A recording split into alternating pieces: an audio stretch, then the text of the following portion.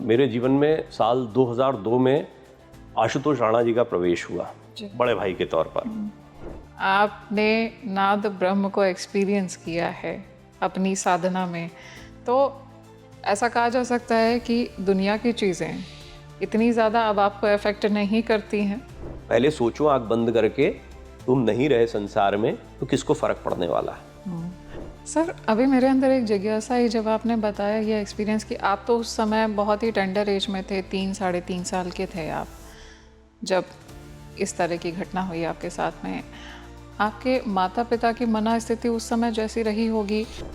Last time में जो बिल्कुल किसी की मृत्यु के समय घर में सेवा करते हैं उसके लिए ले जाइए, 2-3 बार ऐसा हो चुका है। अच्छा। तो माता जी आती थी, बोले, फिर मुझे कहती थी मैं ठीक हो जाऊंगी, घबरा मत, मेरा हो गया, मेरी बातचीत होगी। तो हम हंसते थे, हमको लगता था कि इनको दवाइयों का कुछ असर हो रहा है।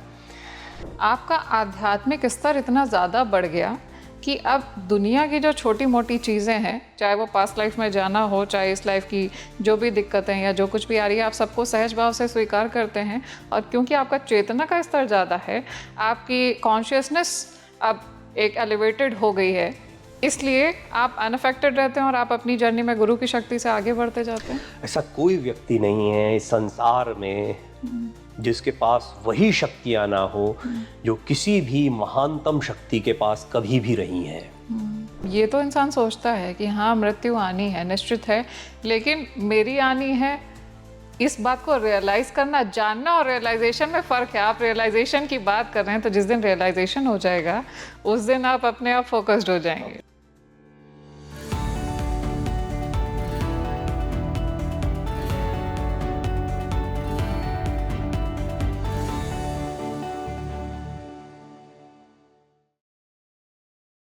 क्या देवी देवता सच में होते हैं? क्या देवी देवता हमारे जीवन में आते हैं और हम पर अपनी कृपा बरसाते हैं?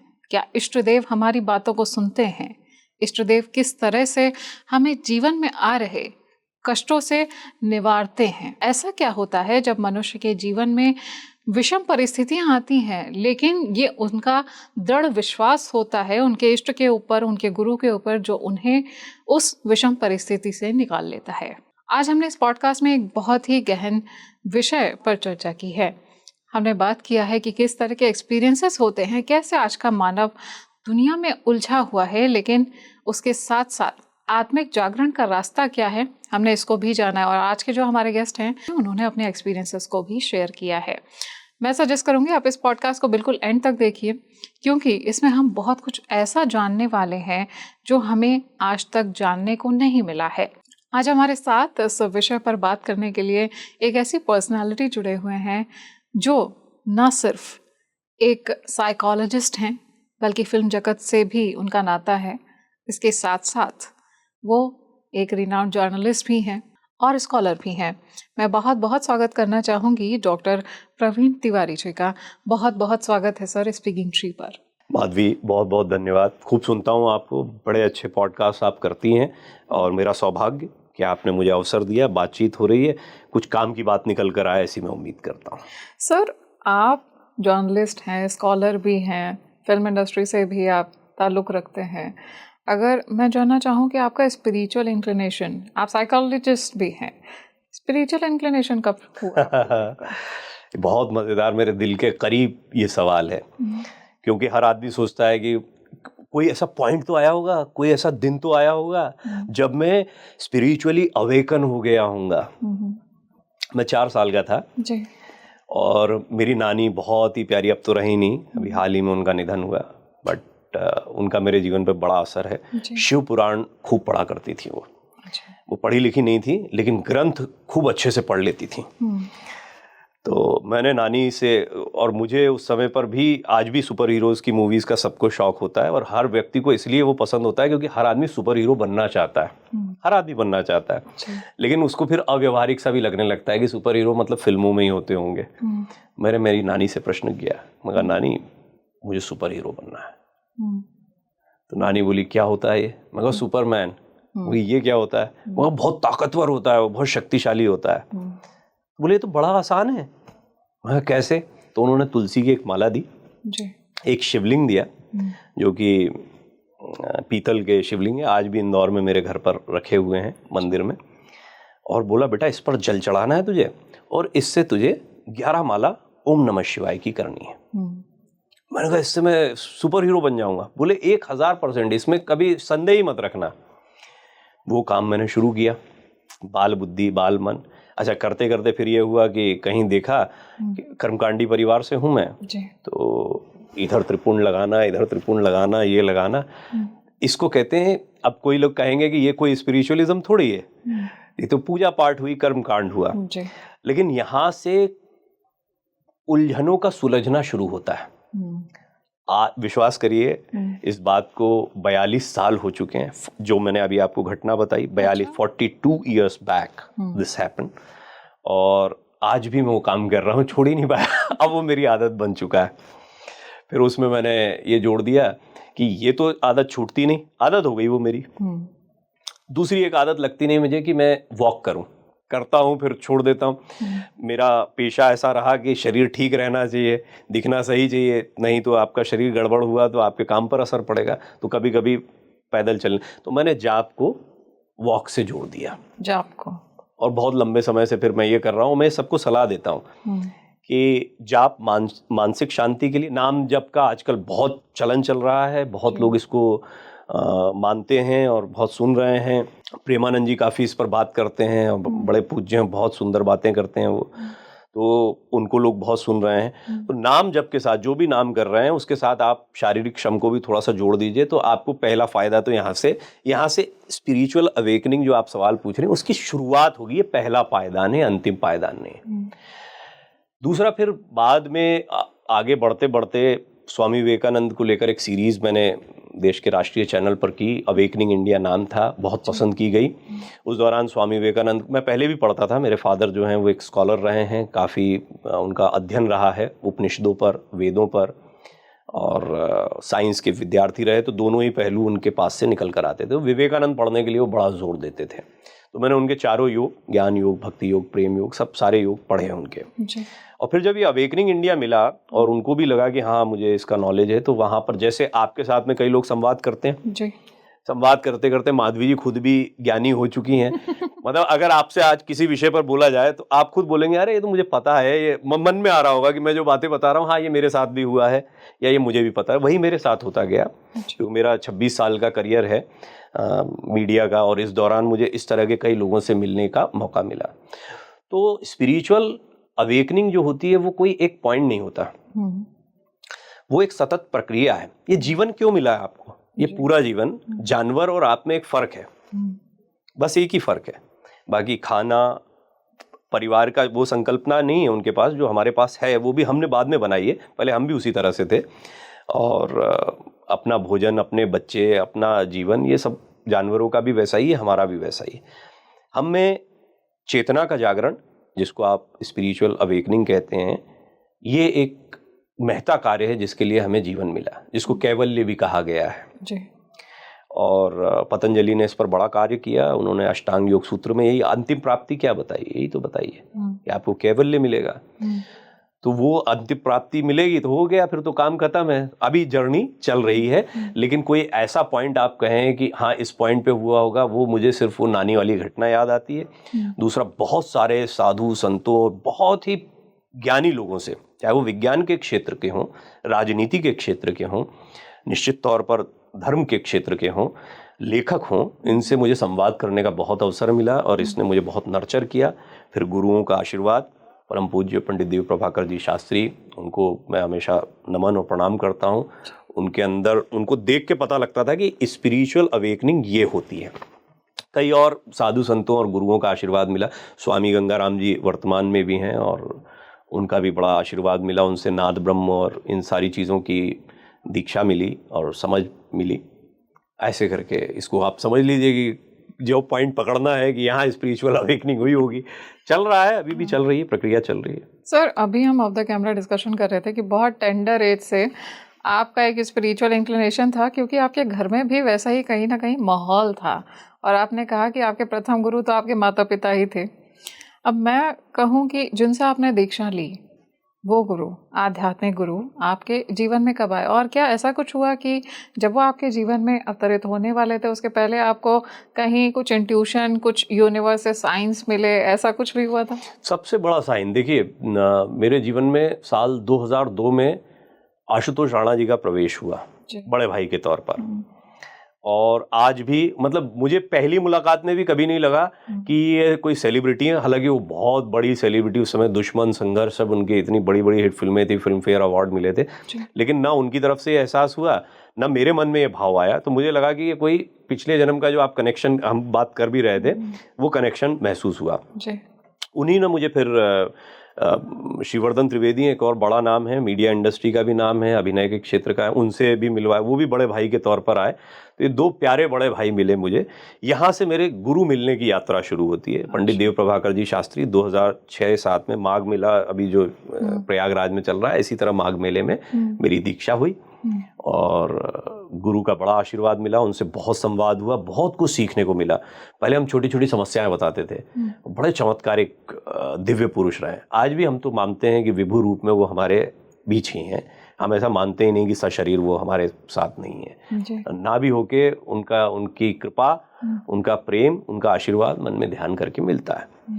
तो इस तरीके से उनसे दीक्षा मिली। उनको छोटी छोटी परेशानियां चिट्ठियों में लिख कर देते थे, और ये जितने लोग सुन रहे होंगे, जो बहुत बड़ा गुरु परिवार है हमारा, उन तक निश्चित तौर पर बात जाएगी। तो चिट्ठियों के जरिए जवाब आया करता था, तो वो चिट्ठियां भी मेरे पास संभाल के रहे, वो सभी लोगों ने रखी होंगी, उनकी हैंड राइटिंग में होता था कि बेटा ये समस्या चल रही है, ये ऐसे ऐसे हो जाएगा।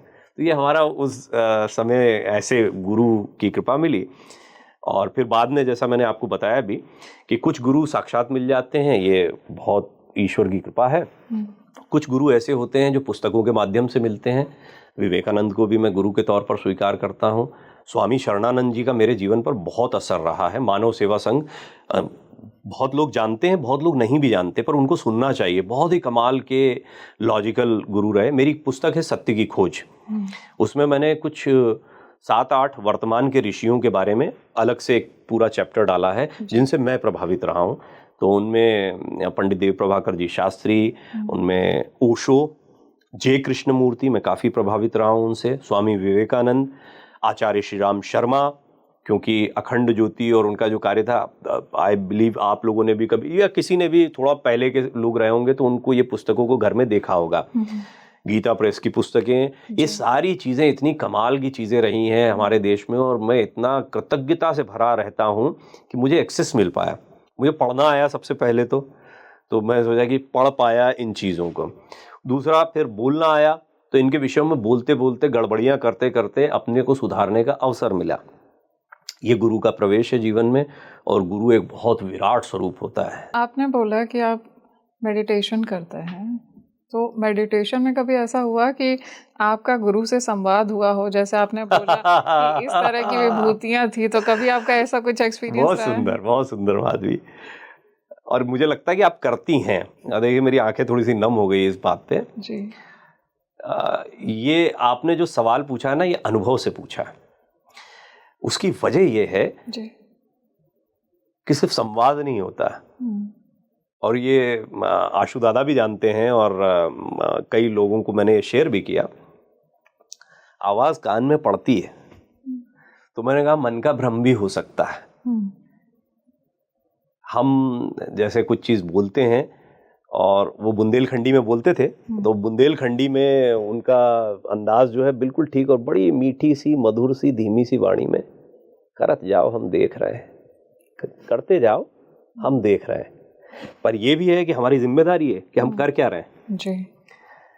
गुरु इतना महत्वपूर्ण होता है कि अगर आपने शिष्यत्व लिया है तो आपका हर कर्म गुरु के प्रति समर्पित है, और गुरु की इतनी जिम्मेदारी होती है कि तुम्हारी कोई भी गड़बड़ी जो है वो भी गुरु के माथे जाएगी। तो तुम्हारा कर्तव्य बनता है कि तुम्हारा हर कर्म भी उस पथ पर हो। बहुत सुंदर। तो वो तभी आपको बोलेंगे करत जाओ हम देख रहे हैं, इन्हें करते जाओ हम देख रहे हैं, जब आप सचमुच वो कर रहे हैं जो वो आपसे करवाना चाहते हैं। शरणानंद जी का भी मैंने जिक्र किया, उनका नाम ही शरणानंद है, शरणागति। गीता पूरी इसी पर है कि मुझ पर समर्पित कर दो, मुझ पर छोड़ना, मैं देख रहा हूँ, मुझ पर छोड़, देख रहा हूँ। कितने लोग कर पाते हैं? जैसे मैं एक छोटा सा उदाहरण कई बार जब किसी बच्चों के बीच में बोल रहा होता हूँ, कोई मोटिवेशनल लेक्चर ले रहा होता हूँ, तब मैं ये रखता हूँ हमेशा कि भगवान में कितना लोग भरोसा करते हैं। और सब, कोई धर्म हो, कोई मजहब हो, सब हाथ खड़ा करते हैं, अगर पूरा विश्वास, अरे बिल्कुल पूरा विश्वास है भगवान। क्या बात कर रही है, कोई प्रश्न है? मगर कितने लोग, भगवान है, अत्यंत शक्तिशाली है जी, सर्वव्यापी है, सर्वज्ञ है, सब जानता है, सब जगह मौजूद है, ये भी जानते हो, सबको पता है ये सारी चीजें। कितने लोग हैं जो दिया बत्ती करके, अगरबत्ती लगा के, या जो भी कुछ करते हो आप, या कुछ नहीं भी करते हो, तो एक तस्वीर के सामने खड़े होकर भगवान से कुछ कहते हो, बोलते हो कि भगवान आज आज आज ध्यान रखना, बिल्कुल आज माधवी जी के साथ पॉडकास्ट अच्छा हो जाए भगवान, बस कुछ भी बोलते हो आप जी। और उसके बाद में जब निकलते हो तो निर्भय हो जाते हो। ये सब लोग ध्यान दें इस बात पर कि आपने भगवान को, सर्वज्ञ सर्वशक्तिमान को बोल दिया कि मेरा ये कार्य सिद्ध होना चाहिए, और आपको पता है कि आप वेल कनेक्टेड हो। ये एक अलग विषय हो सकता है कि आप हो कि नहीं हो कनेक्टेड, पहले ये तो पता कर लो जी। लेकिन उसके बाद निकलने के बाद आपके मन में भय है, आपको अब भी संशय हो रहा है, अरे होगा क्या, फिंगर क्रॉस्ड, और मैं काले जूते पहन लूं, काले कपड़े पहन लूं, और मैं आज ये कर लूं, और मैं सीधा पाऊं ये कर लूं और वो कर लूं, सारे टोटके कर लेते हो जी। इसका मतलब ये है कि तुमने जिस सर्वशक्तिमान को बोला है उस पर तुम्हें भरोसा नहीं है, कंप्लीट सरेंडर नहीं किया। शरणागति ये है। शरणानंद जी ये कहते हैं, अगर छोड़ दिया तो छोड़ दिया ना जी।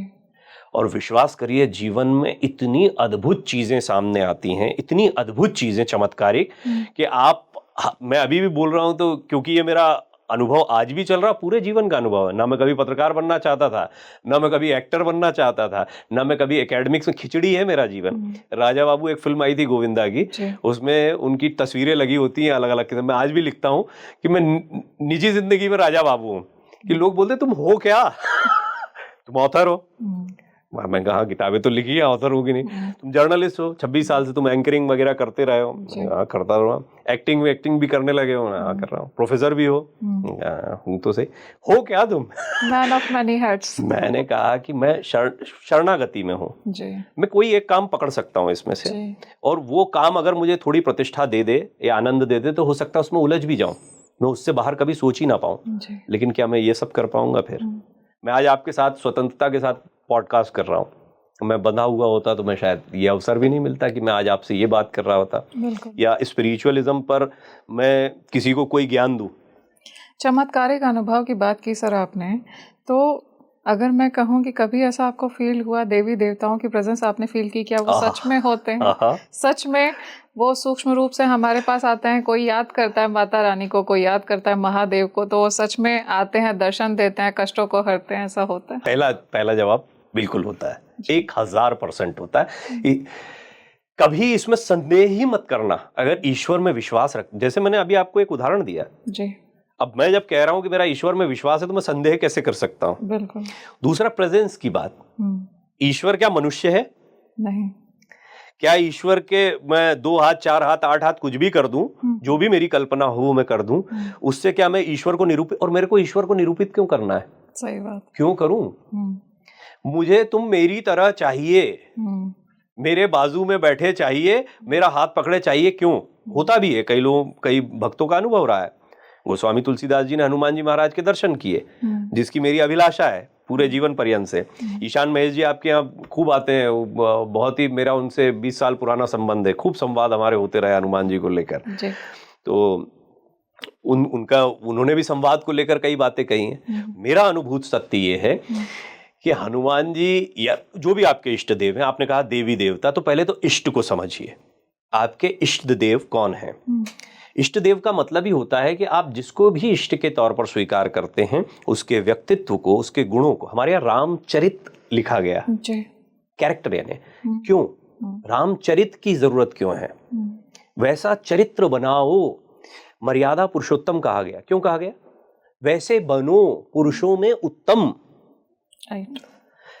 तो जिसको आप इष्ट बनाते हैं उसके जैसा होना चाहते हैं, आइडियलाइज कर लेते हैं, करते ही हैं आप अगर सचमुच कर रहे हैं। तो भोले भंडारी के बहुत भगत मिलेंगे आपको, अवगढ़ दानी है, सबको लेकर हर जगह वो, मतलब वो हर सब कुछ है। वो प्रेतों के भी हैं, वो देवताओं के भी हैं, वो मस्ती वाले भी हैं, भोला भंडारी, और प्रलयंकारी भी हैं जी। उन्हीं का रूप है हनुमान जी महाराज, बट एक ऐसा वर्जन है जो भक्ति और सेवा से भरे हुए हैं। भक्त शिरोमणि है, बल तो है ही जी, अतुलित बल धामम है वो, हैम शैलावदेह हमें उनकी, मतलब जब आप देह का, इसीलिए वो अखाड़ों में और तमाम जगह, अखाड़ों की भी एक बड़ी अच्छी कहानी मैं बताऊंगा आपको कभी, इस पे आप प्रश्न करेंगी तो आप जब आइडियलाइज करते हैं तो आपके इष्ट देव की तरह आप होते हैं। तो अपने इष्ट देव को पहले तो पहचानना बहुत जरूरी है, और जब आप उनको पहचान लेते हैं, उनके प्रति सरेंडर होता है, तो उनकी प्रेजेंस का अनुभव आपको होने लगता है जी। और जहां तक आपने कहा कभी हुआ, मुझे हुआ, निश्चित तौर पर हुआ है। पूरे जीवन पर्यंत जितने काम हो रहे हैं, ऐसा एक भी काम नहीं, ये बहुत छोटे सूक्ष्म काम है। किस तरह का चमत्कारिक अनुभव था वो? आपकी सोचने की शक्ति पर डिपेंड करता है, चाहते क्या हो। मैं कहूँ भैया आज मुझे कुछ खाने को मिल जाए तो चमत्कार हो जाएगा, तो हो जाएगा चमत्कार, खाने को मिल जाएगा। लेकिन आज आपसे, मुझसे या आदर्श से या किसी से कोई पूछे कि भैया खाने को मिल जाएगा तो चमत्कार होगा, तो आप बोलोगे इसमें क्या बड़ा चमत्कार है, खा तो लेंगे हम, तो बर्गर पकड़ के खा लेंगे, कुछ जो मन आएगा खा लेंगे, पैसा है। कई लोगों के लिए वो चमत्कार है। तुम्हारी सोच का स्तर क्या है, तुम चमत्कार किस चीज में देखते हो। अगर भौतिक उपलब्धियों में देखते हो तुम निश्चित मिल जाती हैं, धन, प्रतिष्ठा, यश, परिवार अच्छा रहे, कोई बीमार ना पड़े, नासे रोग हरे सब पीरा, जपत निरंतर हनुमत बीरा, संकट कटे मिटे सब पीरा, जो सुमरे हनुमत बलबीरा, घोर जंत्र मंत्र कूट कपट कुरोग जोग, हनुमान आन सुनी छाड़त निकेत है। तो मेरे से ये सब जंत्र मंत्र हट जाएं, कोई मेरा बुरा ना कर पाए, मेरे रोगों का नाश, ये सब तो सामान्य है ना। तुलसीदास जी भी जानते थे इस बात को, सारे ज्ञानी जानते थे। तो ये सामान्य चीजें हैं जो हम मांगते हैं, ये आपके साथ होती है। फिर धीरे धीरे आपको एहसास होता है, भगवान आपको समझाते हैं, बोल के भी समझाते हैं, इशारे से भी, जैसे आप समझना चाहो समझाते हैं। अगर आप एक रूप हो गए तो कहते हैं बेटा मुझे वैसा बनना है, वो बनेगा। ये मैं अपना निजी अनुभव बता रहा हूँ कि ध्यान में बैठा हूँ, मेरी ध्यान साधना थोड़ी लंबी चलती है, उस पर हम कभी और बात कर लेंगे, क्योंकि वो विधियाँ खुद से बनती चली गई। बाद में मुझे पता लगा, मुझे पहले लगता था कि मैं कोई ऐसी अजीबोगरीब चीज़ तो नहीं कर रहा, बाद में मुझे पता लगा कि वो सारी विधियाँ ऑलरेडी एग्जिस्ट करती हैं और कई लोग उसको कर रहे हैं अलग अलग तरीके से, जबकि मैंने कभी किसी से सीखा नहीं था, वो अचानक से आती चली, मुझे अच्छा लगता था बस वो करना। जाप का मैंने एक जिक्र शुरुआत में करा और उसके बाद में कई और विधियाँ साथ में जुड़ती चली गई। ये विधियाँ करते करते जब आप ध्यान में होते हो, चित्त की वृत्तियों का निरोध, और ये होता है जब हो जाता है और शांत चित्तता में होते हो, और मन में गहरा प्रश्न आता है कि मैं वैसा क्यों नहीं हूं, तो तुरंत पता लगता है कि बिल्कुल हो सकते हो बेटा, लेकिन मैं नहीं चाहता। क्या तुम चाहते हो कि उस व्यक्ति के जैसे माता पिता चले गए, या उस व्यक्ति के जीवन में जो निजी कष्ट चल रहा है उसकी प्रसिद्धि और एक पहलू तो तुमने देख लिया, जीवन में बाकी के सेक्रीफाइसेस क्या तुम कर पाओगे? और मैं नहीं चाहता कि तुम उस कष्ट में जाओ। और मैं कहता हूँ अरे माफ करना, जेहि विधि नाथ होए हित मोरा, करहूं सुबेगी दास मैं। जिस विधि से मेरा हित होता वही करो, मैं आपका दास हूं, मुझे नहीं पता मेरा सही गलत क्या है। जब ये मनोभाव आते हैं तो इष्ट देव आपकी सारी मनोकामनाओं की पूर्ति 1000% करते हैं। और भगवान न करे आपकी बुद्धि सुपात्रता न हो, निर्मलता ना हो, तो आपकी कोई मनोकामनाएं पूरी हो। अदरवाइज होगा ये कि आप झंझट पाल लोगे मनोकामनाएं पूर्ति करने के चक्कर में। आपको कोशिश ये करनी चाहिए कि पहले सुपात्रता बने। मतलब दुनिया में ज्यादा उलझे ना इंसान। क्यों नहीं, बिल्कुल आए हैं तो उलझना है, शरीर मिला है। अब बोले उलझे नहीं तो क्या शादी ब्याह ना करें, बच्चे ना करें, बड़ी उलझन है। मेरे भी 2 बेटे हैं, पत्नी मेरी पत्रकारिता करती थी, सब छोड़ के उन्होंने बच्चों को संभालना शुरू किया। हमने अपने परिवार को बनाने का एक संघर्ष देखा है। एक घर खरीदना कितना मुश्किल होता है वो मैंने देखा है। एक गाड़ी अपनी होना कितना मुश्किल होता है। ये तो इसको कह सकते हैं कि आप दुनिया में ना पड़े, कुछ भी कर सकता। मैं किसी आश्रम में जाकर मस्त रह सकता हूँ, या मैं अपना इंदौर का घर ही नहीं छोड़ता, पिताजी ने जो कमाया है उसी पे चलता रहता मामला। आया तो सीखने का अवसर मिल रहा है, ये उत्थान कर रहा है मेरा। बहुत अच्छा आपने ये पॉइंट उठाया एक्चुअली, कि दोनों चीजें मिक्स हैं। आप जब भी दुनिया को और अध्यात्म को अलग अलग तराजू में तोलते हो और सोचते हो ये तो सब फालतू चीजें हैं और इसे, तो आप गड़बड़ा जाओगे। यहीं तो अध्यात्म निकलेगा। तुलसीदास जी का भी यहीं से निकला है, सारे साधु संतों का यहीं से निकला है। श्री रामचंद्र स्वयं कष्ट भोगते हुए 14 वर्ष का वनवास, भगवान है जिनसे तुम सब कुछ मांग रहे हो, वो भगवान क्या अपने पिता को नहीं बचा सकते थे? उनको अंतिम अग्नि नहीं दे सकते थे? नहीं दे पाए ना। सबका कष्ट होता है। क्या उनको पैर में कांटे चुभवाने का शौक था? उनको मदद मांगने के लिए जाने की जरूरत थी सुग्रीव के पास? परम पूज्य हनुमान जी जैसे मित्र को, भक्त को ढूंढने की आवश्यकता थी? किया ना उन्होंने। यही तो दुनिया है। जिनकी उपासना कर रहे हो, जिनके मंदिरों में जा रहे हो, उनके जीवन के भी तो कष्ट देखो। इसी कष्ट से तुम्हारे अध्यात्म का, चिंतन का, चित्त की वृत्ति ही नहीं है। स्वामी विवेकानंद का एक कोट है जी, उसको हमेशा याद रखिए, सब लोग याद रखें। भिखारी का त्याग किसी काम का नहीं। मैं नहीं कह रहा हूं, स्वामी विवेकानंद ने एग्जैक्टली ये कहा, भिखारी का त्याग किसी काम का नहीं होता। जैसे आपके पास कुछ नहीं है, अरे मुझे कुछ नहीं चाहिए, मैं बहुत विरक्त आदमी हूं और मैं तो बहुत संतुष्ट आदमी हूं। अरे भाई, तुम्हारे पास खोने को कुछ नहीं है, देने को कुछ नहीं है, तुम विरक्त कैसे हुए? हाँ, तुमने हासिल कर लिया, उसके लिए जीवटता दिखाई, और फिर तुमने बोला इससे मेरा प्रयोजन नहीं। ये नहीं कह रहे कि नाले में फेंक दो, यमुना जी में डाल दो।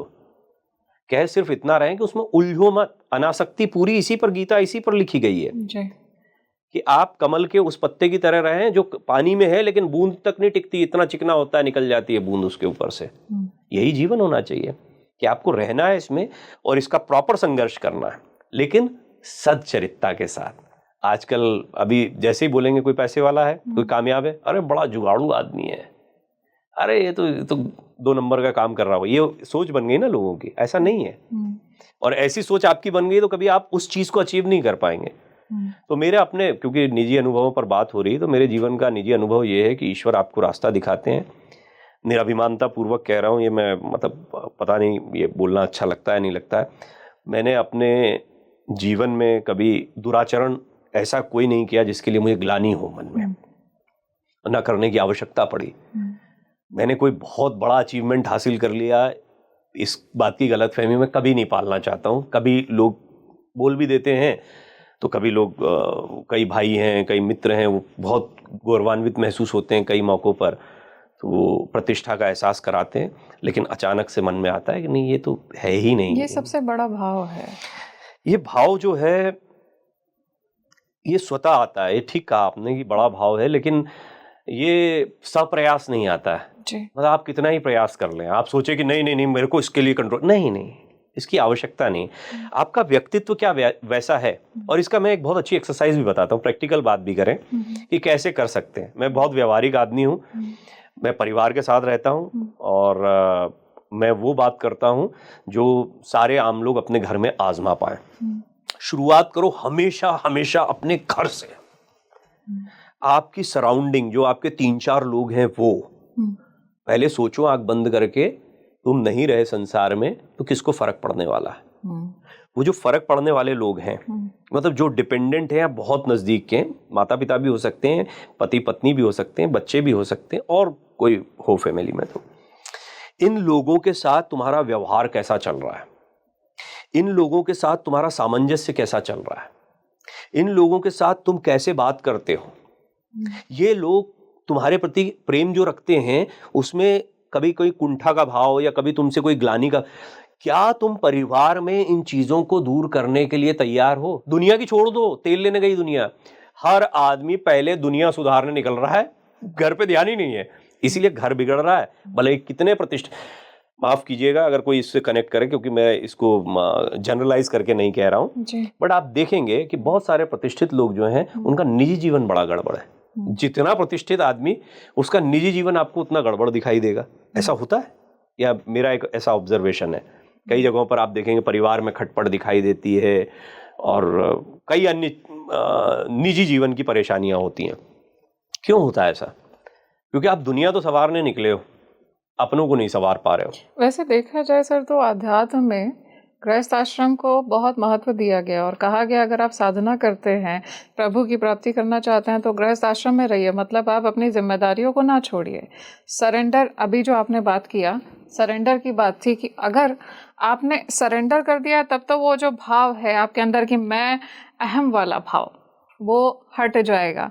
और कहीं ना कहीं मुझे लगता है कि इस परिप्रेक्ष्य में जिसमें आप बात कर रहे हैं कि वो अहम का भाव रह जाता है, इसलिए शायद इतना डिस्टर्बेंस होता है। अगर मैं बात करूं प्रतिष्ठित लोगों की, क्योंकि वो दुनिया में बहुत ज़्यादा उलझे हैं। अहम क्या है पहले तो उसको समझिए। और ये अच्छी बात इसलिए आपने कही क्योंकि अगर इसको समझ लिया तो आप जड़ को समझ लेंगे, आप ठीक दिशा में ले जा रही हैं चर्चा को। अहम मतलब संस्कृत का शब्द है मैं जी। अहम, अहम ब्रह्मास्मि, या अहम शब्द जो है वो कहाँ से उसकी उत्पत्ति हुई है, उसी का आकार दे दीजिए आप मैं का, तो अहम का आकार क्या हो गया, अहंकार हो गया। अब शाब्दिक रूप से भाषाविद इस पर विचार करते रहे, मैं अपनी बात बोलता हूँ, स्वतंत्रता लेता हूँ उसको कहने की। अहम का आकार बना, मैं का आकार बना दिया, मैं ये हूँ, मैं वो हूँ। जो बात मैं ठीक पहले आपसे कह रहा था कि मैं क्या हूँ, क्या मैं लेखक हूँ, क्या मैं एक एक्टर हूँ, क्या मैं शिक्षाविद हूँ, एंकर हूँ, पत्रकार, क्या हूँ मैं। अब ये सारे तमगे जोड़ता जा रहा हूँ, नाना करके सब बताता जा रहा हूँ, बखानता जा रहा हूँ आपके सामने। ये भी हो सकता था कि चुप रह लेता, भाई जो है वो सब जिसको पता है उसको पता रहने दो। तो एक होता है परिचय। परिचय ठीक है, दुनिया के लिए परिचय बहुत आवश्यक होता है। मैं हर किसी के साथ जाके तो ऐसे सामने बैठ कर बात नहीं कर सकता था। मुझे पता है माधवी हैं, अच्छी इंटरव्यूअर हैं, पॉडकास्टर हैं, सम्मानित मंच है स्पीकिंग ट्री का, तो ये आनंद का विषय है। आपका परिचय है और आपके परिचय से आपके काम की गरिमा है।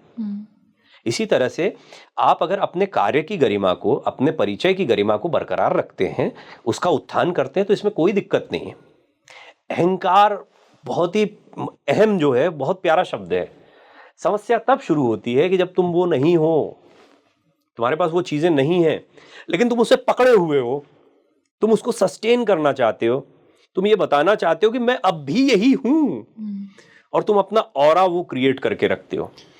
इसको ऐसे समझ लीजिए, छोटा सा उदाहरण देता हूं और किसी का नाम नहीं लूंगा पर बहुत लोग कनेक्ट कर लेंगे। ये कोई फिल्म स्टार है, उनका कोई दौर था, वो चला गया, लेकिन वो आज भी फिल्म स्टार ही बने हुए हैं अपने मन में।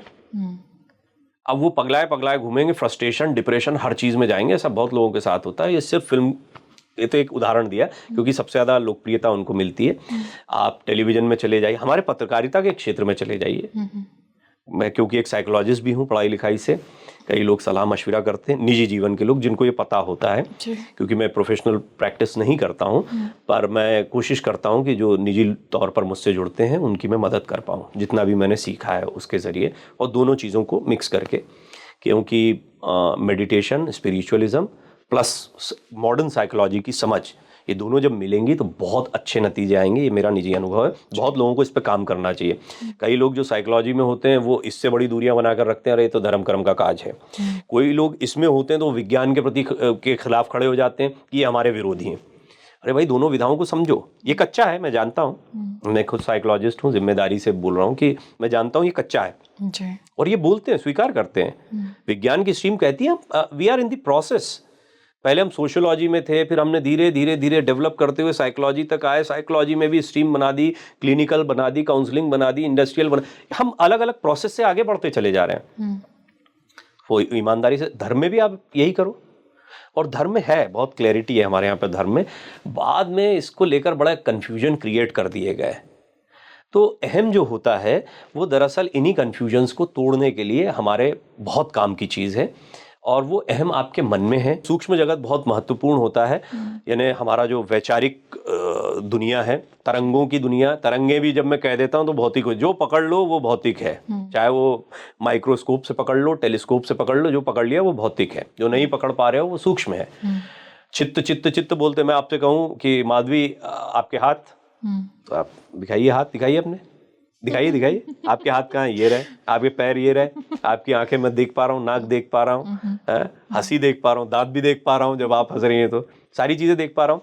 अब कुछ चीजें हैं जो मेडिकली देख ली जाएंगी, आपका हार्ट कहाँ है, किडनी कहाँ है, ब्रेन कहाँ है, सारी चीजें दिख जाएंगी। चित्त कहाँ है, मन कहाँ है, माइंड होता है विज्ञान में, माइंड को स्वीकार किया सबने, कोई इनकार करता है माइंड, कोई नहीं करेगा। कहाँ है माइंड, बताइए। लोग ब्रेन से कनेक्ट करते हैं, बट माइंड का brain is a different thing, कोई मन को समझ नहीं। अगर ब्रेन से काम चल जाता तो साइंस कभी माइंड लेता ही नहीं। बिल्कुल ब्रेन से ही काम चलाता। कॉन्शियसनेस है, कोई समझ नहीं पाया इसको। कहाँ है कॉन्शियसनेस, मानते सब हो, हाँ, सब कॉन्शियस तक मानते हो, कहाँ है ये सब, कहाँ है ये सब। आप पूरा शरीर चीर फाड़ के रख दीजिए, फिर आप उसके एंगल बनाइए, हार्मोन्स का रिलीज हो रहा है और ये हो रहा है, वो सारा गणित लगा लीजिए आप उसको आइडेंटिटी, लेकिन वो है, साइंस में इसका जवाब नहीं, अध्यात्म में इसका जवाब दे देखिए, इसके जवाब मैं अभी 15 तरीके से दे दूं, लेकिन इसका जवाब देने का क्या मतलब है, किसी को लॉजिक क्यों समझाना। जी। ये तब काम का, और ये भी अच्छी बात आपने जो टोका ना, ये बहुत बढ़िया बात कही आपने। ये क्यों काम का है, मैं जो बता रहा हूं ये सिर्फ निजी अनुभव बता रहा हूं। मैं नहीं कह रहा कि मैं ज्ञान की उस पराकाष्ठा पे बैठ गया कि मुझे सुन लो और तुम्हारा कल्याण हो जाएगा, ना तो वो मेरा काम है। मैं सिर्फ इतना बता रहा हूं कि ये सब तुम्हारे लिए है। और मैं अपनी निजी यात्रा में इस बात का अनुभव करता हूं कि जब मुझे मेरे माइंड से लेना देना हो जाता है, मेरे मन से लेना देना हो जाता है, मेरे चित्त से लेना देना हो जाता है, तो बस हो गया काम। मुझे क्या मतलब, सारी राह खुल जाएगी। हर वो आदमी, यश और कीर्ति तो मिलनी है आपको। आप जिस दिन, आप इसमें मत घबराइए कि मैं अगर ये सब छोड़ छाड़ के अगर स्पिरिचुअलिज्म में चला गया तो मेरा ये सारा कुछ रह जाएगा। जी। ये सब बढ़ के मिलेगा आपको, इसमें कभी संदेह मत रखिए। लेकिन जैसे ही आप इसमें जाते हैं तो आप जो महसूस करते हैं उसको मैं आपको अभी पैकेज के तौर पर दे नहीं सकता। जी। कितना ही ल्यूक्रेटिव दिखाई दे, वो आप समझ नहीं पाएंगे जब तक आपको आनंद नहीं मिल जाता। सर, अभी हम बात कर रहे थे ऑफ द कैमरा कि गुरु आपकी लाइफ में पहले बर्थ में भी थे, तो आपको ऐसा बिलीव है कि ये आपका पहला बर्थ नहीं है? नहीं, बिल्कुल मेरा, मैं स्वीकार भी करता हूँ इसको। ना सिर्फ बिलीफ है बल्कि मेरा अनुभव भी है। और जब मैं ये बोल रहा हूँ तो आप चाहे मेरे दिमागी फितूर समझ लीजिए, चाहे जो समझ लीजिए। किस तरह का अनुभव है? साधना में आपको रियलाइज हुआ? बिल्कुल बिल्कुल स्पष्टता। पहली चीज़ ये रियलाइज़ हुई, जो मैं बहुत जिम्मेदारी से कह रहा हूँ क्योंकि मैं एक जिम्मेदार लेखक पत्रकार हूँ, तो मेरी बात को मैं मानता हूँ कि मैं चाहे जो बात सार्वजनिक मंच पर नहीं बोल सकता हूँ। मेरा सिर्फ मानना नहीं है, ये मेरा जानने का भी अनुभव है, जिस पे हम कभी और बात कर लेंगे, कि न सिर्फ पुनर्जन्म होते हैं बल्कि आप बीते जन्मों में जा भी सकते हैं, जिस पर ओशो ने काफ़ी कार्य किया, जिस पर कई और लोग, कई और थेरेपिस्ट हैं, साइकोलॉजी में भी है। हालांकि पास्ट लाइफ थेरेपी और जो दूसरी चीज़ें हैं वो उसमें आप इसी जीवन में, इसी जीवन चक्र में पीछे तक जाते हैं। ओके। आपने जिज्ञासा जाहिर की थी तो मैंने कहा कि आप पिछले 2 साल पहले इसी दिन इसी समय क्या कर रही थी, 10 साल पहले क्या कर रही थी, 5 साल की थी आप तब क्या कर रही थी, तो आपको कुछ कुछ घटनाएं तो याद रहेंगी। मसल मेमोरी में आपको नहीं, आपको हर वो घटना याद रहेगी। जैसे मुझे याद है मैंने नानी वाली घटना बताई क्योंकि रिहर्स किया उसको। मैं जल गया था, बुरी तरह से जल गया था, बिल्कुल ख़त्म हो गया था, और डॉक्टर्स ने एक तरीके से बचने की नाउमीदी जाहिर की थी मात्र 3.5 साल की उम्र में। और इतना जल गया था कि मेरी पसलियां बाहर आ गई थी, दिख रही थी, जो साफ एविडेंट। जी, और उसके मार्क्स आज भी हैं। मेरे जितने परिवार के लोग हैं वो जानते हैं कितना बड़ा ट्रॉमा मेरे परिवार के लिए था। इकलौता बच्चा था मैं अपने माता पिता का, मेरी बड़ी बहन भी है, मतलब एक बेटा के तौर पे। तो उसके बाद में मैं 6 महीने भर्ती रहा अस्पताल में। मैंने बाहर का सूरज नहीं देखा। 2.5 साल तक मेरी ड्रेसिंग हुई उस जख्म की, 2.5 साल तक उसकी। फिर डॉक्टर्स ने कहा कि ये बच्चा सामान्य नहीं रह पाएगा, मतलब इसका शारीरिक और मानसिक विकास रुक जाएगा। तो शारीरिक विकास तो हो गया ठीक ठाक, मानसिक रह गया मेरा, कोई दिक्कत की बात नहीं है। जो मुझे तो नहीं लगता ऐसा कुछ। तो अब ये जब चीज़ें हुई तो इसके बाद में मैंने एक तरीके से ये माना, जब भी जीवन में कष्ट आए, कि मैं तो उसी दिन मेरा टिकट कट चुका है। और ऐसा फिर मेरे साथ 2-3 इंसिडेंसेस और हुए हैं, क्योंकि मेरी इस पैर में रॉड डली हुई है, यहाँ पर पसली टूटी हुई है, ये हाथ टूटा हुआ, अलग अलग घटनाएं हुई। मेरे पिताजी मुझे बचपन में मजाक मजाक में राणा सांगा कहा करते थे, और वो उस समय ये फ्रेज इसलिए यूज़ करते थे कि तुझे जगह जगह शरीर में चोट लगी हुई, फिर भी तू खड़ा हुआ है, लड़ रहा है। फिर मेरे मन में एक विचार आया कि जाते जाते रुक जा रहा हूँ, तो इसका मतलब मेरा जाने का टाइम नहीं है अभी। मुझे जो भी करना है वो करना है, और ये मेरे हाथ में नहीं है। मैं तो जा चुका कब का। अगर तभी चला जाता तो न परिवार देखता, न मेरी बहुत ही सहयोगी, और मेरी पत्नी को भी मैं गुरु मानता हूँ, बहुत कुछ मैंने सीखा है उससे, और बहुत ही स्पिरिचुअल है वो भी, ये भी मेरा सौभाग्य है। परिवार है, मेरे बच्चे हैं, मेरे बड़े बेटे चैतन्य से तो मैं सीखता हूँ, उसको तो बहुत लोग गुरु मानते हैं, तो मैं भी मानता हूँ। और इन लोगों को देखने का मौका ही नहीं मिलता कभी, ये थे ही नहीं, इनका अस्तित्व नहीं है। मेरा छोटा बेटा मैं 6 साल पहले हमारे जीवन में आया है। 6 साल के पहले मेरी ज़िंदगी 40 साल की गुजर चुकी थी। उस 40 साल की ज़िंदगी तक उसका कोई अस्तित्व नहीं था, आज उसी का अस्तित्व है। क्या है। तो ये सीखने के अवसर मिलते हैं कि आपने आपके सारे प्रश्नों को अगर मिलाया तो मैं और अहम जो था वो क्या है, ये जो चीजें नहीं है। अच्छा, कई चीजें जो मैं छोड़ भी चुका हूं, कई अपॉर्चुनिटीज छोड़ चुका हूं, कई लोग छोड़ चुका हूं जिंदगी में, कई लोग जिनसे नहीं मिला वो भी तो है, वो आते और इतने ही करीबी हो जाते तो मेरे होते। तो मेरे देखने का नजरिया ये होना चाहिए कि इस दुनिया में बहुत करीब के लोग भी कभी नहीं थे या कभी नहीं होंगे। तुम ही नहीं रहोगे तो कोई दुनिया नहीं होगी तुम्हारी। इसी तरह जिनको तुम नहीं जानते हो वो भी तुम्हारे करीबी हैं, इसी सिद्धांत के चलते हुए। पता नहीं ये बात कितनी क्लैरिटी से समझ में आ रही है, लेकिन ये पूरी दुनिया वेल कनेक्टेड है। बस तुम्हारी थॉट प्रोसेस तुमको वहां तक ले जा रही है जितना तुमने सोचा। आपका एक और प्रश्न, इष्ट देव जो है वो कामनाओं की वो जो पूर्ति करते हैं नहीं करते, क्या उनका अनुभव आपने किया है नहीं किया है? मैंने आपको कहा था कि आपके सोचने का दायरा क्या है उससे ये डिपेंड करता है। तो जितना कुछ आप सोच रहे हो वो परिवार के स्तर पर, समाज के स्तर पर आपने अपना क्रिएट किया है।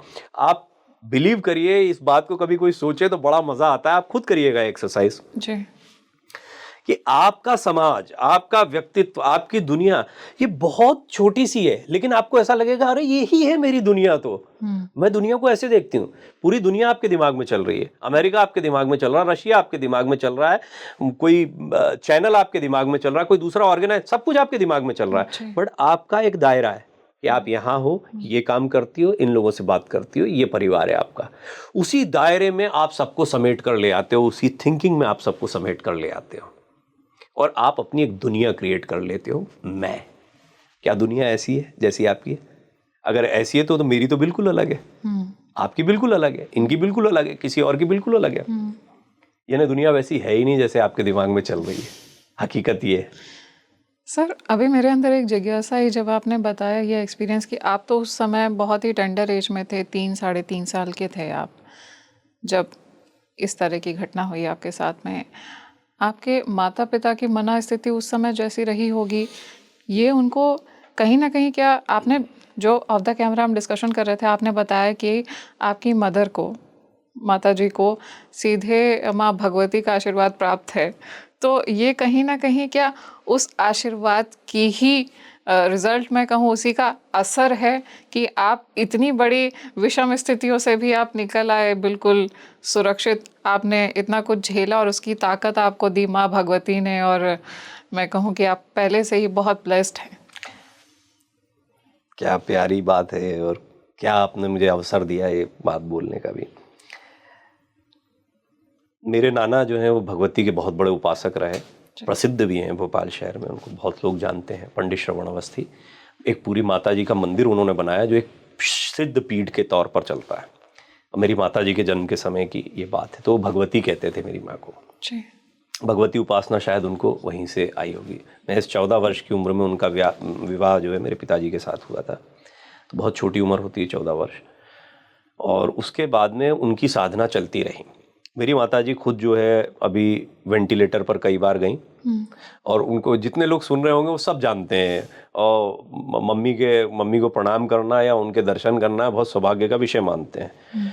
तो माताजी जो है बहुत ही कोमल मन की, बिल्कुल जैसे गौ माता होती। पढ़ाई लिखाई तो है नहीं ज़्यादा और दुनिया की समझ से भी नहीं, लेकिन मैंने ये देखा कि जितने ज़्यादा हम पढ़े लिखे होते हैं ना, जितने ज़्यादा ज्ञानी होते हैं, भगवान से उतने ज़्यादा दूर होते हैं। मैं नहीं कह रहा कि पढ़ाई लिखाई करना छोड़ दो, गंवार रह जाओ, पढ़ो लिखो, लेकिन वो सहजता सीखो उन लोगों से।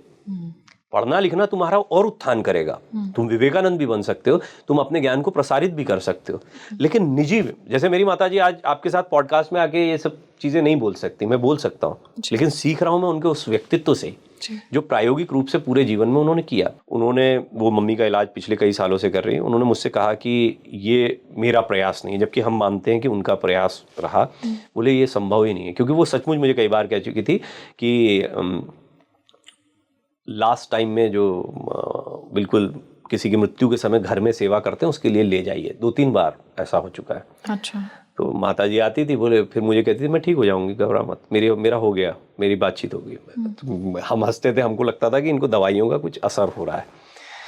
फिर मैंने एक दिन फिर मैडम ने भी कहा कि नहीं, आपकी मम्मी स्पिरिचुअली बड़ी अवेकन, वो भी खुद स्पिरिचुअली काफ़ी इंक्लाइंड हैं, तो वो इस तरह की बातों में विश्वास रखते। तो मैंने मम्मी से पूछा, मैंने कहा मम्मी करती क्या हो? तो हंसने लगी अम्मी, बोले तुम लोग मजाक उड़ाते हो मेरा ये। अरे मैंने कहा बताओ तो सही, करती क्या हो आप? बोले बेटा मेरा तो संवाद होता था, मेरे दिमाग का भी फितूर हो सकता है कि मैं बात करती थी। और अभी भी जब था तो उन्होंने अपने कुछ एक्सपीरियंस बताए कि मैं चल के गई, मुझे लेकर गई, वो माता जी के रूप में ही देख रही, एक बुजुर्ग महिला के तौर पर, कि वो मुझे लेकर गई। मैंने कहा प्लीज़ मुझे छोड़ दो, अभी बच्चे, मेरे को ये देखना वो देखना है। तो बोले क्या करेगी, कितने कब तक देखेगी? फिर मैंने कहा बस अभी थोड़ा सा समय रुक जाओ। तो बोले फिर मेरी वापसी हो गई। तो मतलब माता रानी आकर के उनको लेके जा रही थी, पर उन्होंने कहा उन्हें थोड़ा सा जाना तो सबको ही है, आपको भी जाना, मुझे भी जाना है एक समय के बाद में। और जब जिसका जिम्मेदारियां पूरी हो जाए, एक होता मन रुकना, क्यों रुकना है? तो अभी मेरा भांजा जो है वही अपनी नानी की सेवा करता है, क्योंकि मैं दिल्ली में हूँ, इंदौर में माता जी। तो बोले इसको बड़ा होते हुए देखना है, इसकी शादी देखना है, वो बिल्कुल छोटे भाई की भूमिका में है मेरे। तो उनकी लालसाएं बढ़ती गई। वो लालसाओं की पूर्ति, जो आपका सवाल था, इष्ट देव करते रहे, जो मेरे साथ ट्रॉमा हुआ, जो आपका मूल प्रश्न है, उस दौरान मेरी माता जी ने कुछ जो उनको जो बोल देता था, मैंने भी किया। मैं किसी टोटके को प्रमोट नहीं करता, मैं किसी उपाय को प्रमोट नहीं करता, लेकिन निजी जीवन में ऐसा कोई व्यक्ति नहीं होता है, मैं आपको कुछ बोल दूंगा ना और आप कष्ट में होंगे। मन स्थिति ऐसी हो जाती है। आप कितनी बड़ी साइंटिस्ट हो, कितने बड़े हम कुछ भी हों, अगर मैं आपके कष्ट के समय पर, और वो भी कष्ट ऐसा जो आपको बहुत ज्यादा परेशानी दे रहा है, और मैं बोलूंगा कुछ मत करिए, ये लाल साड़ी आप एक बुजुर्ग महिला को दे दीजिए, तो आप करेंगे। वो हो जाएगा तो आपका विश्वास बढ़ जाएगा, नहीं होगा तो भी कुछ नहीं, आप सारे प्रयास 10 बार करेंगे, 50 बार करेंगे। तो मेरी माता जी ने ऐसे कई प्रयोग उस समय पर किए। उनका ऐसा मानना है कि उनके उन प्रयासों को, हालांकि वो कहती नहीं है किसी से, क्योंकि उनको ये है कि मन में रखना चाहिए चीज़ें, ये भी है, तो मैं बोल दे रहा हूँ सारी बातें। तो उन्होंने लंबे समय तक अपने मांगे हुए कपड़े पहनना शुरू करें। एक उनका ये व्रत था उन्होंने लिया कि वो उतरन के कपड़े हमारे यहाँ पर बोलते हैं, तो किसी के पहने हुए कपड़े ही पहनती थी। बहुत लंबे समय तक उन्होंने इस व्रत का पालन किया। चूड़ी आज भी वो खरीद के नहीं पहनती। तो ये उपाय था एक, जो पता नहीं उनके मन में आया, या उनको वही जो भगवती संवाद है वहां से पता लगा, उपाय बताया। और इसका कोई लॉजिक नहीं है, मैं कुछ नहीं बता सकता, और मैं इसको प्रमोट नहीं करता हूं। मैं साफ साफ कह, और मैं जब ये कह रहा हूं इसलिए क्योंकि अभी आलोचनाओं में बहुत नीचे कमेंट आना शुरू होंगे, कई लोग बोलने शुरू कर देंगे कि अरे ये तो मैं विश्वास करता हूं विश्वास पर। बहुत बड़ी बात कह दी। मैं विश्वास करता हूँ विश्वास पर। आपको विश्वास है? बिल्कुल। मैं आपके विश्वास की इज्जत करता हूँ। बस मैं आपकी आंखों में देख लूंगा कि आपको इस चीज पर कितना विश्वास। आपका विश्वास कार्य कर रहा है, वो प्रयोग नहीं कर रहा, क्योंकि वही प्रयोग किसी और के लिए काम नहीं करेगा। हाँ। पर मेरा विश्वास किसी प्रयोग से बढ़ता है तो स्वागत है। तो विश्वास जब फेथ में कन्वर्ट हो जाता है तो वो काम करना शुरू कर देता है। बिल्कुल करता है वो, तो फिर एक प्रोसेस बन गई। मैं कह तो रहा हूँ मेरी लाइफ जो है पूरी जी। फिर अभी ये वही हो जाएगा कि अपना बखान स्वयं कर रहे हैं। कुछ और चीजें हैं जो अभी रह गई इसमें, लेकिन लोग जानते हैं। मेरी जो पीएचडी है वो वर्ल्ड बुक ऑफ रिकॉर्ड में दर्ज है और इंडिया बुक ऑफ रिकॉर्ड में दर्ज है as the first ever PhD on political cartoons. मैं आर के लक्ष्मण का शिष्य भी रहा हूँ। कार्टूनिंग में करता था। मैं बहुत अच्छा कार्टूनिस्ट नहीं हूँ, लेकिन कार्टूनिंग का मुझे शौक रहा। एक समय पे मैं उसको भी करियर के तौर पर देखता था। और मैं ऐसा व्यक्ति था जिसने 12वीं के बाद ये सोचना शुरू कर दिया था कि यार बस 12वीं हो जाए मेरी, इससे ज़्यादा मैं पढ़ नहीं पाऊंगा। पढ़ने किसकी जान नहीं निकलती है, मेरी जान निकल जाती थी पढ़ने में। फिर मैंने कहा कि देखूं क्या कर सकता हूँ। मैंने कहा हीरो जो है ना, उनके पढ़ाई लिखाई से लेना देना नहीं है, फिल्मों में हीरो बनता हूँ। अब मैंने सबके इंटरव्यू पढ़ना शुरू किए, जिनको मैं सोचता था कि ये तो बिल्कुल कम पढ़ा लिखा है, किसी का नाम नहीं कोट करूंगा, वो भी ग्रेजुएट निकले। मैंने कहा गजब ही हो गया यार, ये ग्रेजुएशन तो करना ही पड़ेगा। हाँ। फिर थिएटर कर रहा था तो किसी ने कहा एनएसडी कर लो। पढ़ाई लिखाई करते करते एमएससी कर रहा था मैं मैथमेटिक्स से। मुझे मैथ्स में इतना मजा आने लगा कि मैं खाली समय में, जिससे भागते हैं लोग, अपने टाइम पास के लिए ट्रिग्नोमेट्री सॉल्व करता था, क्योंकि मुझे वो पजल की तरह लगती थी। तो मुझे लगा मैं तो मैथमेटिशियन हूं। मेरे साथ भी कुछ ना कुछ ऐसे ही होता था कि जब मुझे लगता था कि पढ़ाई के समय जो चीज़ कॉम्प्लेक्स लगती थी उसमें इंटरेस्ट जगा लो अगर, तो मजा आती है आपको करने में। हाँ, हालांकि उसमें सिर्फ सब्जेक्ट है कि मैथमेटिक्स का। तो मैंने एमएससी मैथमेटिक्स में एडमिशन लिया, वो भी होलकर साइंस कॉलेज में, जहाँ एडमिशन ही बड़ा मुश्किल हुआ करता था, कट ऑफ बड़ा तगड़ा जाता था। मिल भी गया मुझे एडमिशन। अब वहां पे बैठ के मैं सोचने लगा कि मैथमेटिशियन के बारे में मैंने सुना वो पागल हो जाते हैं। लिटरली मेरे दिमाग में था। तो मैंने कहा यार ये एक तो करूंगा क्या, इसको कर क्यों रहा हूं मैं। मास कम्युनिकेशन हुआ, मीडिया में आ गया, ये सब लाइफ में कुछ भी, nothing was planned, nothing is planned. मैं कोई योजनाएं नहीं बनाता, मैं किसी चीज़ के बारे में सोचता नहीं, और कई बार ये एक्सरसाइज करता हूँ, आप करिएगा, दर्शक करें जो भी सुन रहे हैं, मृत प्राय मान लीजिए, कभी कभी माना करिए, सोते वक्त गए आप, गए आज ही गए, अब क्या क्या कल का पॉडकास्ट कैसे होगा, मैं और कैसे बड़े लोगों के और कितने बड़े बड़े लोगों के साथ बैठूंगी, और मैं इसके साथ नहीं बैठूंगी, उसके, और मैं इनसे, मेरा ऑफिस में ठीक नहीं चल रहा, ये नहीं चल रहा, अरे यार घर में ये परेशान कर रहा है, मुझे वो हासिल होगा, सारी चीजें निपट गए, आप खत्म हो। कहाँ है ये चीजें? जीरो। जीरो से कल सुबह शुरू करूंगी, है ही नहीं, ये लाइफ ही नहीं है मेरी, ये लाइफ खत्म। ये जो आज तक की लाइफ है माधवी की, ये खत्म, अब फ्रेश स्टार्ट है। तो बोले फ्रेश में तो सब चला जाएगा, नहीं, एक काम करो, उसको पॉजिटिवली ये ले लो कि चलो मेरे पास ये लोग हैं, ये घर है, जो चीजें मिल गई उसके प्रति सुबह उठते ही कृतज्ञता व्यक्त करो कि देखो ये तो जमा जमाया मिल गया नई लाइफ में, माइनस टेंशन वो है नहीं। इससे काम क्या हो रहा है? जो नहीं चाहिए ना, उस कचरे को निकाल फेंक रहे हो आप। हाँ। और ज्यादातर समय तुम्हें जो नहीं चाहिए उसी को तुम पकड़ कर चल रहे हो जी। उसी को तुम अपने सर पर टोकरी लाद कर घूम रहे हो, जो नहीं चाहिए। मतलब डीक्लटर करना जरूरी है। क्लटर लेकर क्यों घूम रहे हो? पहले तो ये समझना जरूरी है। अच्छी बात कही आपने।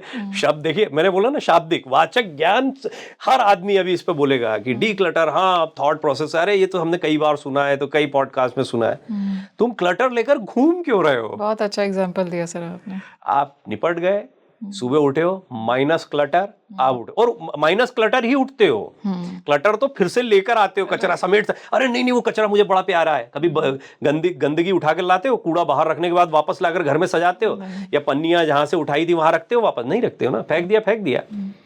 लेकिन थॉट के मामले में ये नहीं है।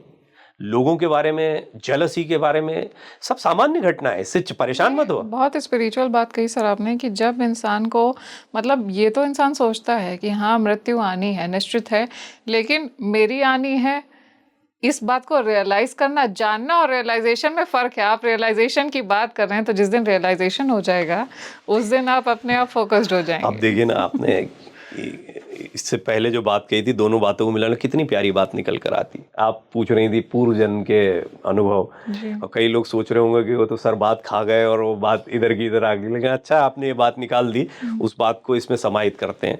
ये पूर्व जन्म का अनुभव और मृत्यु का अनुभव जी कितना वेल कनेक्टेड है। It is actual. ये जो मैं प्रक्रिया बता रहा हूं, ये सिर्फ सोने की प्रक्रिया नहीं है कि आप सोए हैं और सुबह उठ गए, यहां तक सीमित नहीं है।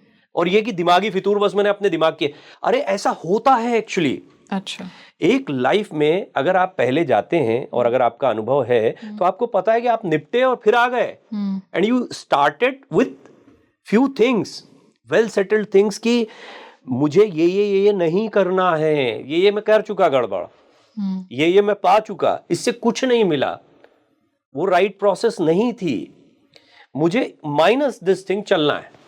एक निजी अनुभव आपको मैं, चलिए शेयर करता हूं इसको मैं आपसे। जी।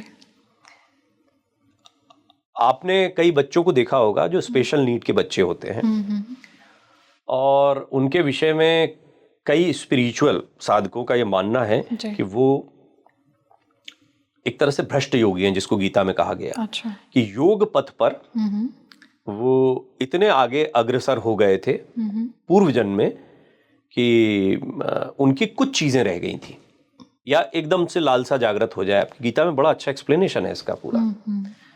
और योग से आप गिर गए, बस एक कोई खाने की लालसा आ गई, किसी व्यक्ति की लालसा, कुछ भी एक लालसा आ गई, तो आपको दोबारा आना पड़ता है। चक्र जिसको कहते हैं ना, हमारे ये मान्यता है, स्पिरिचुअल ग्रोथ रुक जाती है। सनातन धर्म की ये बहुत सुंदरता, आपको आना पड़ेगा यहाँ पे, सबको। मॉडर्न साइंस भी आ जाएगा, डोंट वरी, वो थोड़ा नया है, वो चल रहा है। मैं खुद को एक साइंटिस्ट के तौर पर ही रखता हूँ, मैं जानता हूँ कि इट्स अ प्रोसेस, वो हो जाएगा प्रोसेस, लेकिन जब तक नहीं होता तब तक स्वीकार भी नहीं करते हैं, और अच्छी बात है, यही तो तरीका है, इसीलिए तो साइंस जिंदा है, नहीं भी करना चाहिए, और उससे क्या प्रयोजन साइंस का। लेकिन ये जो चक्र है, इस चक्र में आप डेफिनेटली ये पाएंगे कि आप धीरे धीरे अपनी उन सारी चीज़ों को करेक्ट करते हुए एक नए जीवन एक नए उत्साह और एक नए रास्ते को पाएंगे। यदि वो कमियां आपने इस बार पूरी कर ली हैं तो आपका मोक्ष, निर्वाण, कैवल्य जो भी कह लीजिए। तो ऐसा कुछ होता है कि जब आप साधना करते हैं तो साधना में आपका आपका पास्ट लाइफ में आपने क्या कर्म किए वो सब भी दिखाई देता है? एक बार आप देख लेंगे ना, जैसे मैं अपना अनुभव से भी बता रहा हूँ, आपको भी बता रहा हूँ, बहुत जिज्ञासा होती है लोगों की, पर देख लोगे ना तो हालत खराब हो जाएगी। तुमसे अभी का झंझट संभल नहीं रहा है, हाँ। तुम पिछले जन्म के झंझट लेना चाहते हो।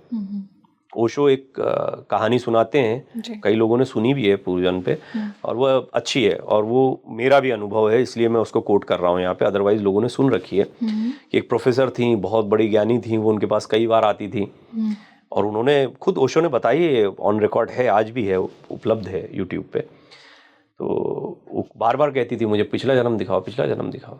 क्यों झंझट में पड़ना? नहीं, मुझे तो देखना, जिज्ञासा सबकी होती है। बोले दिखा दिया तो परेशानी होगी। बोले नहीं, दिखाओ। उनको दिखा दिया गया पिछला जन्म। तो ओशो ने कहा कि बड़ा झंझट हो जाएगा, क्यों आप जानना चाहती हैं? तो जिज्ञासा बहुत बड़ी, तो उनको दिखाया गया। तो वहाँ उन्होंने ये पाया कि वो अपने पूर्व जन्म में कुछ ऐसे कार्य कर रही थी जो कार्य उनको बड़ा विचलित कर गए। उस समय का जो ट्रॉमा था वो एकदम से आ गया, उन पर भारी पड़ गया। अच्छा। और वो इतना भारी पड़ गया कि इस जन्म में भी वो ट्रॉमा बन गया। ये समस्या है। तो वो स्पिरिचुअल ग्रोथ कहीं ना कहीं हैम्पर कर रहा था। दूसरी बात नहीं, वो ट्रॉमा क्यों ले लिया आपने जबरदस्ती? उसको तो आप छोड़ आए ना।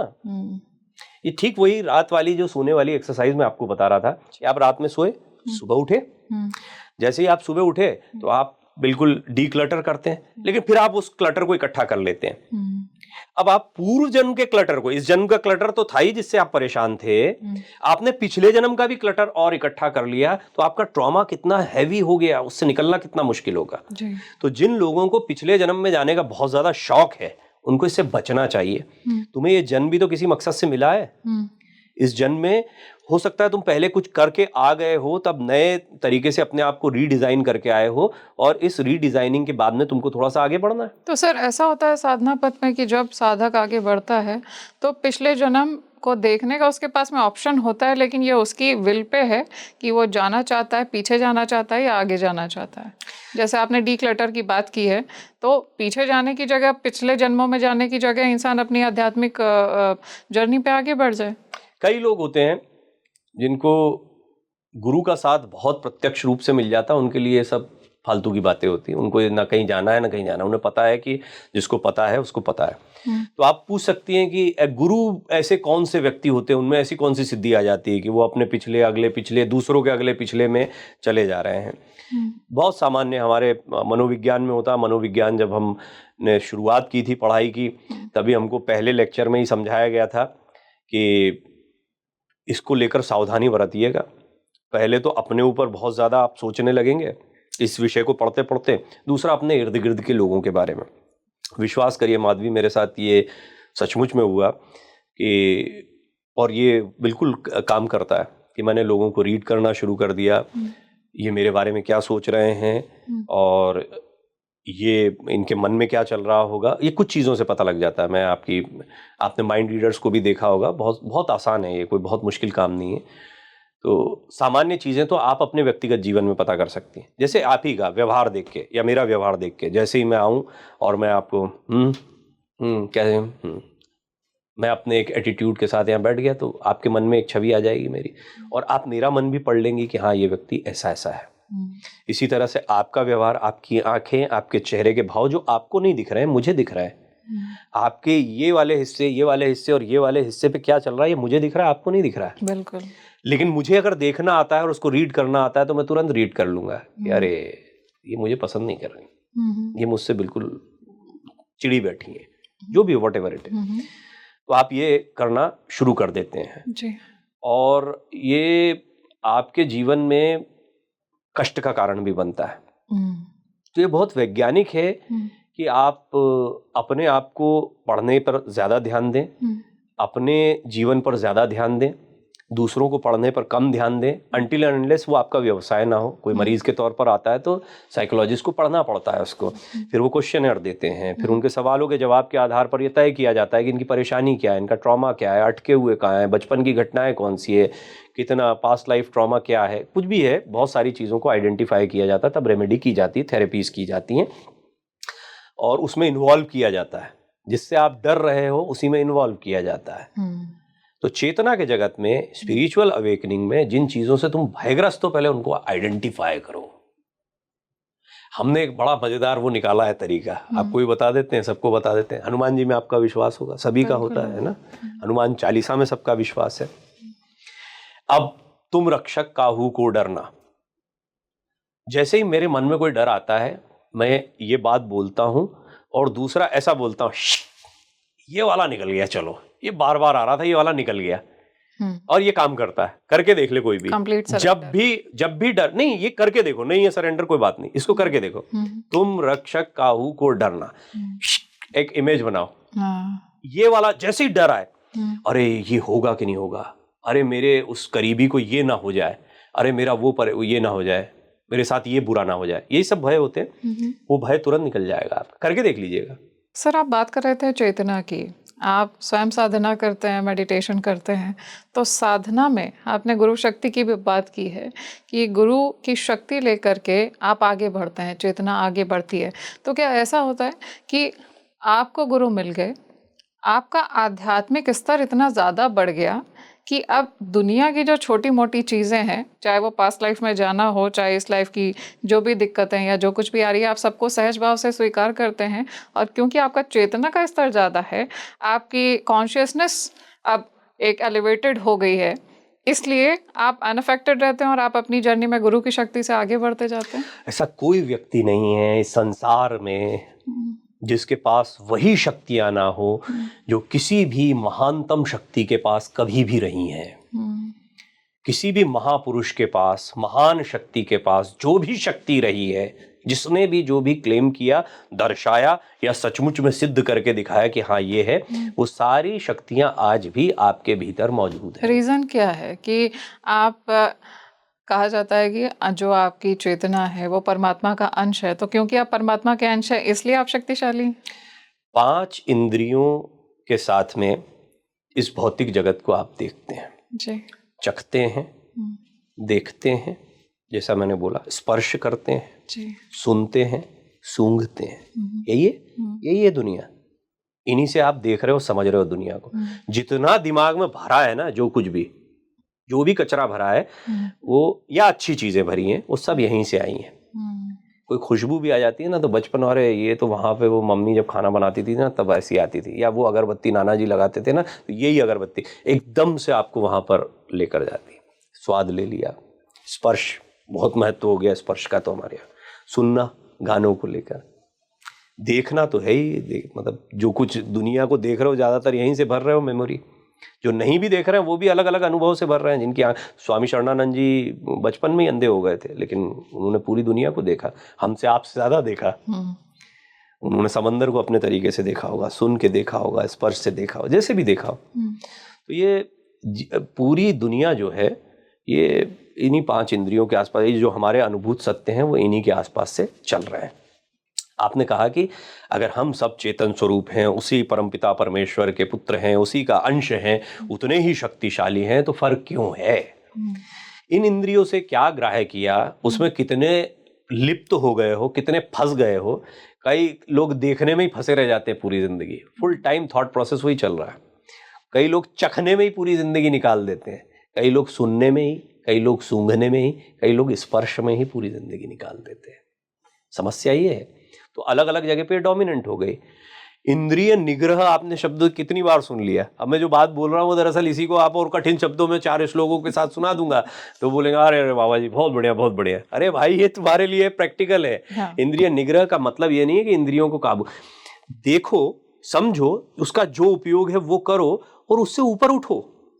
जितेंद्रिय शब्द फिर यूज हुआ हमारे यहाँ पर। इंद्रियों को जीत लिया है। इंद्रियों को जीतने का मतलब क्या है? थोड़ी नाक को मैं दबा के रखूंगा, मैं खुशबू नहीं सूंघूंगा, जबान को मैं काट दूंगा, चखूंगा नहीं, कान को मैं फाड़ दूंगा, सुनाई नहीं देगा, आंखें फोड़ लूंगा, दिखाई नहीं देगा, इंद्रिय जीत हो गया, मैं तो इंद्रियों का निग्रह हो गया। ऐसे थोड़ी होगा। ये देखूंगा, समझूंगा और इससे आगे निकलूंगा कि इससे भी बड़ा सुख कुछ है, जो परम सुख है, आनंद का सुख है, उस पे जाऊंगा। आपने जितेंद्रिय होने की बात की है और हम ऑफ द कैमरा डिस्कशन कर रहे थे नाद ब्रह्म पर। आपने नाद ब्रह्म को एक्सपीरियंस किया है अपनी साधना में, तो ऐसा कहा जा सकता है कि दुनिया की चीज़ें इतनी ज़्यादा अब आपको अफेक्ट नहीं करती हैं, आपने एक्सेप्ट किया है, लेकिन अब आपकी कॉन्शियसनेस उससे ज्यादा है। और नाद ब्रह्म का एक्सपीरियंस मजेदार सवाल है आपका माधवी, बहुत मजेदार है। मैं सुन के भी प्रफुल्लित हो रहा था। मैं बिल्कुल नहीं कहता कि दुनिया की चीजें मुझे प्रभावित नहीं, अरे मैं प्रभावित नहीं करेंगे तो काम खत्म मेरा तो दुनिया में। बहुत प्रभावित करेंगी, इन्वॉल्वमेंट कम होगा। आपको सतर्क रहना है, प्रभावित ही तो होना है आपको, और प्रभावित होकर उससे बाहर निकल जाना है। जैसे मैंने आपको देखा, आपको सुना, आपसे बातचीत की, मैं प्रभावित हुआ, बड़ी अच्छी इंटरव्यूअर है, मैं कई लोगों से मैंने बातचीत करी या कई लोगों ने मुझसे बातचीत की, तो मैं एक प्रभाव बना। ये व्यक्ति का प्रभाव हुआ, इसी तरह से एक ऑफिस का प्रभाव हो सकता है, इसी तरह से माहौल का प्रभाव हो सकता है, इसी तरह से प्रतिष्ठा का प्रभाव हो सकता है कि आप मुझे किस भूमिका में मुझसे क्या बातें कर रही हैं। आप मुझसे राजनीति पर बात कर सकती थी, आप मुझसे मेरी किसी किताब पे बात कर सकती थी, लेकिन आपने आज विषय चुना स्पिरिचुअलिज्म का, जो आपका विषय होता भी है हम तो ये भी एक प्रभाव होता है। अब वो चीज़ें निकल कर भी आ रही हैं और मैं इसका आनंद ले रहा हूँ। मुझे नहीं पता कि आपको ये बातें कैसी लग रही हैं, इनको कैसी लग रही हैं, मैं खुद आनंदित हूँ क्योंकि मैं अपनी चीज़ों को बिल्कुल बेबाक तरीके से और बिल्कुल मन के साथ में खोल कर आपके सामने रख पा रहा हूँ। और ये बड़ी निजी बात है, मैंने कभी डिस्कस किया ही नहीं। प्रभावित अप्रभावित का कोई मसला नहीं है, जीवन में कभी इस झंझट में पड़ना नहीं। एक लाइन हमेशा ध्यान रखो, किसी चीज को जबरदस्ती कंट्रोल मत करो। ये भी भैया मैं अपने अनुभव से बता रहा हूँ, मेरे जीवन का अनुभूत सत्य है। अगर आपको मेरा जीवन और मेरे जीवन के अनुभव या मैं जो जिस भी मार्ग पर हूँ वो ठीक लगता है तो आप इसको आजमा कर देखिए, नहीं तो आपकी राह आपको स्वयं मिल जाएगी। तो आपका जो मूल प्रश्न है उसमें ये है कि हमको इन सब चीज़ों का निग्रह करने की ज़बरदस्ती नहीं करनी है, और कोई विशेष नहीं, ना तो मैं विशेष हूँ ना कोई अन्य व्यक्ति कभी कोई इतना विशेष हुआ है कि वो प्रभावित नहीं हुआ, सब प्रभावित हुए हैं। स्वामी विवेकानंद जी आप मानती हैं सिद्ध योगी हैं, सभी मानते हैं। खेतड़ी के महाराज के पास जाते हैं टिकट के लिए कि शिकागो जाना, टिकट करवा दीजिए। खेतड़ी के महाराज को आज बहुत ही कम लोग जानते, और जानते भी है तो विवेकानंद की वजह से जानते हैं। ऐसे खेतड़ी के महाराज जैसे कितने महाराज थे उस समय पे, उनको कोई नहीं जानता। तो एक व्यक्ति जो टिकट करवाने गया है और उन्होंने भी कहा कि एक तरफ का टिकट कर देंगे, सब आत्मकथाओं में मिलता है उनकी। फिर वो शिकागो चले जाते हैं, वहाँ का संघर्ष, बहुत कहानियाँ उस पर लिखी गई हैं, ये सारी चीज़ें।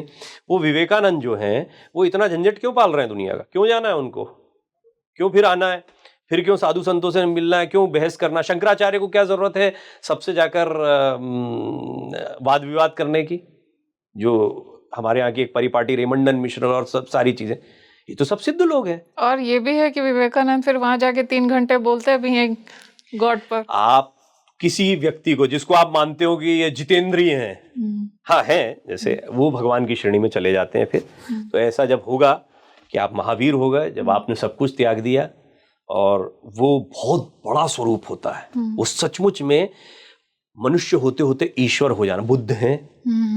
मेरा सर प्रश्न ये था कि कैसे जो महात्मा होते हैं या हाईली एलिवेटेड सोल्स की मैं बात करूं, दुनिया में रहते भी हैं, दुनिया की चीज़ों का एक्सपीरियंस भी करते हैं, उनकी लाइफ में स्ट्रगल्स भी आते हैं, उनकी लाइफ में पॉजिटिव टाइम भी आता है, हर तरह की स्थिति आती है, नकारात्मक सकारात्मक, हर परिस्थिति में एक जैसे कैसे रहते हैं, अनअफेक्टेड क्यों दिखते हैं?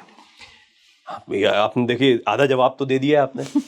दिखते अनअफेक्टेड दिखते क्यों हैं, और देखना क्या है, आपके भौतिक चक्षुओं से ही आपने देखा है उनको। अब दिखने का मतलब शांत दिख रहा है। शांत दिखने में आंदोलन, आप ये भी एक एक्सरसाइज करिएगा। आप कभी कभी अपने जब भी खाली समय हो कहीं पर भी अपने चेहरे के भाव पर चले जाइए। कोई जबरदस्ती का भाव नहीं, अभी भी करके देख सकते हैं। कोई तनाव नहीं है, कोई खिंचाव नहीं है, खास तौर पर ये वाला है, क्योंकि आपने ज्यादातर लोगों को, कई लोगों के चेहरे के भाव जो हैं बिल्कुल वो चेहरा ही ऐसा हो जाता है। हाँ। क्यों? वो दिन भर इतने कुड़ते रहते हैं कि उनका कुड़ा हुआ चेहरा ही सामने आता है कुरूपता। कई लोग इतने हंसमुख होते हैं कि वो बिल्कुल टेडी बेयर की तरह या हमेशा हंसते हुए दिखाई देंगे। आपका जो अंदर है, भीतर है, वही तो आपके बाहर दिख रहा है। बिल्कुल। तो जब किसी के चेहरे पर निश्चलता दिखती है, तब आप ये कह सकते हैं कि हाँ, वो इतने शांत क्यों हैं या शांत क्यों दिख रहे हैं। निश्चित तौर पर वो अंदर से शांत है। उन्होंने दुनिया को देख लिया है, समझ लिया है, या उन चीजों को देख समझ लिया है जो मेरे आपके विचार में आज भी परेशानी का सबब है। मैंने आपको बताया बहुत 2-4 चीजें हैं। धन, यश की कामना, कोई लोग, प्रतिष्ठा, मैं इससे बेहतर, मेरे साथ का वो व्यक्ति क्या कर रहा है, मेरे साथ का वो व्यक्ति कहाँ निकल गया है, मैं पीछे रह गया। पहले घर से शुरू होगा, भाई कहाँ निकल गया है, फिर भाई का भाई से शुरू होगा। तो पहली एक्सरसाइज कि घर में अपने सारा सामंजस्य कैसा, उस पर फोकस करो, उसको अच्छा कर लो, सारा बाहर ठीक हो जाएगा, क्योंकि वहां से सारी राह मिल जाएगी, एक्सरसाइजेज मिल जाएंगी। दूसरी बात, ये जो बाहर जितना झंझट चल रहा है, इसको छोड़कर पहले भीतर आओ। तुम्हारी यात्रा है, खूब दुनिया की दौड़ में लगो, खूब प्रतिष्ठा हासिल करो, खूब धन हासिल करो, खूब यश हासिल, लेकिन without comparing it with anybody else. कोई भी दुनिया में जो भी कर रहा है वो उनका अपना निजी प्रयोजन है, उनकी अपनी यात्रा है, उनकी अपनी सोच का दायरा है। फिर तुम कहोगे नहीं, मेरी सोच का दायरा बढ़ाऊंगा। स्वधर्म क्या है? मैं, ये भी मेरा मानना है, स्वधर्म गीता में जो कहा गया, स्वधर्म क्या है? लोग इसको मजहब से और धर्म से जोड़ देते हैं। स्वधर्म मतलब मेरा मिजाज। आपका मिजाज क्या है? आपका कुछ मिजाज है भाई कि नहीं, मुझे ये बात करना ठीक लगता है, मुझे ये बात करना ठीक नहीं लगता। अब आप मुझे देखकर या किसी अन्य को देखकर उसके मिजाज से चलने लग जाएं तो आपने अपना धर्म छोड़ दिया। आप अपने धर्म का पालन, मतलब आपका रास्ता आपको इस जीवन में मिला है, एक परिवार मिला, एक जर्नी शुरू हुई, वहां के संघर्ष हो चाहे कंफर्ट हो, जो भी हो वो आपको मिला, उससे आगे सीखते हुए बढ़िए और अपनी नई राह को बनाते हुए हासिल क्या करना, अल्टीमेटली हम सबको क्या हासिल करना है, यही तो सवाल होता है कि चाहिए क्या सबको, सोल पर्पस। तो सबसे पहले तो इस लाइफ को देखना। इस लाइफ को हमने देख लिया, इस लाइफ को हमने समझ लिया, हमारी जो जिज्ञासाएं थी उनका शमन कर लिया। जिज्ञासाओं में चाहे वो इंद्रिय सुख की जिज्ञासाएं हो, चाहे पद प्रतिष्ठा, जिसने भी जो भी हासिल किया उसके बाद में उससे आगे निकल गया, वो इच्छा नहीं रहेगी। आप अभी जो सोच रही हैं ये आप पा लेंगी, तो उसके बाद क्या होगा? उसके बाद या तो कुछ और पाने की चाह आएगी, या फिर इससे आप विमुख हो जाएंगे, इसको सस्टेन करने का प्रयास करेंगे। 2-3 ही चीजें होंगी। ऐसा नहीं है कि आप वहीं खड़ी हो जहां पे 10 साल पहले खड़ी थी। कई चीजें आपने पाली होंगी, कई चीजें ऐसी भी पाली होंगी जो सोची नहीं होंगी कभी, लेकिन उसके प्रति हमारे अंदर कृतज्ञता का भाव नहीं है। और हम इतने कृतज्ञ हैं कि जैसे ही जो मिल रहा है, स्वामी शरणानंद के शब्दों में इस बात को समझिए, अप्राप्त परिस्थिति का चिंतन और प्राप्त परिस्थिति की अनदेखी, यही समस्या की जड़ है। शुक्राना नहीं करते हम। हाँ, कई वर्ड्स हैं उनके, हर ग्रेटफुलनेस, कृतज्ञता का भाव, शुक्राना, बहुत सारी चीजें हैं। भाव कुछ भी हो, भाषा कुछ भी हो, कहने का मतलब ये है कि तुम्हें जो मिला है, काउंट योर ब्लेसिंग्स, उनको आप उसके पहले कृतज्ञता से भर जाइए। आपका जो मूल प्रश्न है वो है शांत चित्तता क्यों दिखती है? तो जो इस शुक्राने से, जो इस थैंकफुलनेस से, ग्रेटफुलनेस से भरा हुआ है, उसके अंदर वो शांत करके देख लो, एक दिन करके देख लो, आपके अंदर आ जाएगा वही। तो सर, ऐसा कहा जा सकता है कि जो हाईली एलिवेटेड सोल्स हैं जिनकी हम बात कर रहे हैं, या महात्मा हैं, परमात्मा से उनका एकीकार हो चुका है, इसलिए क्योंकि वो दुनिया से परे उठ गए हैं, दुनिया में है, और शुक्राना उनके पास में है कि जो कुछ भी दिया है हर चीज़ का शुक्राना, और उनको कहीं ना कहीं असलियत की नॉलेज है, अवेयरनेस ज़्यादा है उनके अंदर, वो अवेकन्ड हैं, जैसा एक नॉर्मल ह्यूमन नहीं रहता, इसलिए वो शांत चित्त होते हैं। अवेकनिंग का मतलब बताइए, अवेकनिंग का मतलब वैसे बताइए, लिटरल मीनिंग बताइए। जागना, अवेकन, जागना, किस चीज से जागना? किस चीज से जागना? क्योंकि हम सोए हुए को जगाते हैं, तो अवेकनिंग सोल मतलब सोया हुआ क्या है और सोना क्या होता है। सोने की प्रक्रिया हम सब जानते हैं। जैसे सोने की एक प्रक्रिया ये है कि आप मुझसे बात कर रही हैं, मैं कुछ कह रहा हूँ और मैं लंबा लंबा बोलते चला जा रहा हूँ, और आपके मन में आया कि अरे वो घर के बाहर क्या हो रहा है, इधर ऑफिस में क्या हो रहा होगा, इसके बाद में मुझे ये भी काम करना है, और करते करते एकदम से मैं जो बोल रहा हूँ उससे आपकी थॉट प्रोसेस हटी और आप अपनी और फिर एकदम से सडन, सॉरी आप क्या कह रहे थे। ऐसा कई बार होता है, आम लोगों की बातचीत में होता है कि हम किसी को सुन रहे हैं और हम उतना अटेंटिव नहीं है या हमको उसको सुनने में उतनी दिलचस्पी नहीं है, तो एकदम से हम खो जाते हैं और फिर वापस आते हैं। यानी हम जागे हुए तो हैं दुनिया की दृष्टि में, लेकिन हम सोए हुए हैं। इसको ये उदाहरण समझना इसलिए जरूरी है क्योंकि अवेकनिंग इसी चीज से करनी है कि फुल टाइम ऐसा कोई समय नहीं है जब तुम सोए हुए नहीं हो, तुम सपना नहीं देख रहे हो, धड़ धड़ धड़ धड़ धड़ धड़ आपके दिमाग में इतने थॉट्स और इतनी चीजें आ रही हैं। जैसे ही तुम जागते हो तो जागने के बाद क्या होगा? अलर्टनेस पहली चीज, आप अलर्ट हो, आप सचमुच देख पा रहे हो कि यहाँ क्या है, आप सचमुच सुन पा रहे हो कि यहाँ क्या सुनाई दे रहा है, आप सचमुच हवा को महसूस कर पा रहे हो, गर्म है ठंडी है, आप अपने चेहरे के भाव को अनुभव कर पा रहे हो। और देखिए बोलते बोलते मैं थोड़ा सा शांत हो गया, यही शांति है। जैसे ही ये शांति आती है, ध्यान की दुनिया की हर विधि, दुनिया की कोई भी विधि आपको यहीं पर लेकर आएगी। कुछ भी कर लीजिए, आप आएंगे आप यहीं, तो आप इसी को पर्पस बनाइए। बहुत सारे लोगों ने इसको, एकार्ट टोल है द पावर ऑफ नाउ लिखी, उन्होंने बहुत शानदार किताब है, पूरी किताब इसी पर है। उनका ध्यान का तरीका है, वो खूब सुनाते भी हैं। जय कृष्ण मूर्ति इसी पर बात करते, कंडीशनिंग ऑफ माइंड पर बात करते रहे और इसी डी क्लटर पर बात करते रहे। ओशो इसी पर बात करते रहे। विवेकानंद ने जितना उपनिषदों का ज्ञान और रखा, उसको दो चीजों के तराजू पर देखिए कि आपकी संस्कृति को भी उन्होंने बचाने और बढ़ाने का प्रयास हो, तो वृहद और बड़ा प्रयास हो गया। लेकिन अल्टीमेटली उनके जीवन में भी शांति के मायने यही हैं। रामकृष्ण परमहंस जो उनके गुरु थे, उनकी शांति यही थी। जी, बहुत सुंदर sir, thank you so much for joining us today. इतना एनलाइटनिंग था, हमने बहुत कुछ जाना, आपके एक्सपीरियंसेस के बारे में जाना, और जिस तरह से आपने बताया कि आपकी मदर पर माँ भगवती की कृपा थी और साक्षात्कार माँ भगवती का उनके साथ में होता था, बहुत ही डिवाइन फील हुआ मुझे। ऐसा लगा कि सच में अगर माँ को कोई दिल से बुलाए तो वो आती हैं, और जिन डिवाइन पावर्स की हम बात करते हैं, जिन सेक्रेड एंटिटीज़ की बात करते हैं, वो सच में एग्जिस्ट करती हैं और हमें लगातार अपनी दया देती रहती है, अपनी कृपा बरसाती रहती है। ज़रूरत है तो बस उनसे जुड़ने की। बहुत अच्छा लगा ये सारा डिस्कशन करके आपके साथ में। मैं कितना ब्लेस्ड महसूस करता हूँ, सोचिए, आपको ये सुन के अच्छा लगा, मैंने इसको अनुभव किया है। और मेरा ऐसा मानना है माधवी कि आप कभी भी शब्दों में भावनाओं को नहीं रख सकते हैं। मैं हमेशा ये बात बोलता हूँ, चाहे आप पोएट हो, चाहे आप हो सकता है खूबसूरती से उसको निखार, लेकिन भावना को किसी भी तरह से प्रेषित करना असंभव सी बात होती है। और ये ब्लेसिंग ही है माता पिता की, गुरुओं की, कि मैं आपके साथ बैठा, मुझे इतना बड़ा सौभाग्य मिला। आपका मंच बहुत ही शानदार है। स्पीकिंग ट्री के ने एक ऐसे आयाम को विकसित किया है जहाँ पर क्वालिटी कंटेंट के साथ साथ में मैं देखता हूँ कि आप उन लोगों को अवसर देते हैं जिन लोगों को सचमुच सुना जाना चाहिए। और ऐसे मंच पर आपने मुझे अवसर दिया है, तो मैं सौभाग्य से भरा हुआ हूँ, कृतज्ञता से भरा हुआ हूँ, शुक्राना, जैसा आपने कहा। तो दोस्तों, आज जो हमने जाना है इस एपिसोड में कि क्या सच में हमारे जीवन में माँ भगवती की कृपा हमें प्राप्त होती है, क्या हमारे इष्ट देव हमारी लाइफ को शेप करने में एक इम्पॉर्टेंट रोल प्ले करते हैं, कैसे हमारा आध्यात्मिक उत्थान होता है और किस तरह से हमारे जीवन में हमारा एक आध्यात्मिक झुकाव होता है। और हमने ये जाना है कि क्या आपको वो हासिल हो सकता है जो आप चाहते हैं। ज़रूरत है तो सिर्फ़ और सिर्फ उस परमपिता परमात्मा की तरफ एक समर्पण भाव की। आप जिनको भी मानते हैं, हनुमान जी को मानते हैं, अपने इष्ट को मानते हैं, समर्पण भाव रखिए उनकी तरफ, एंड आई एम श्योर आप जो चाहते हैं आपको वो मिलेगा।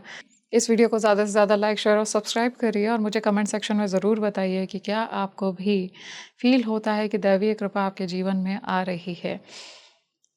इसी तरह खुश रहिए, मुस्कुराते रहिए, अपना प्यार समय बांटते रहिए, और आज के लिए अपने सहयात्री माधवी को दीजिए इजाज़त। नमस्कार।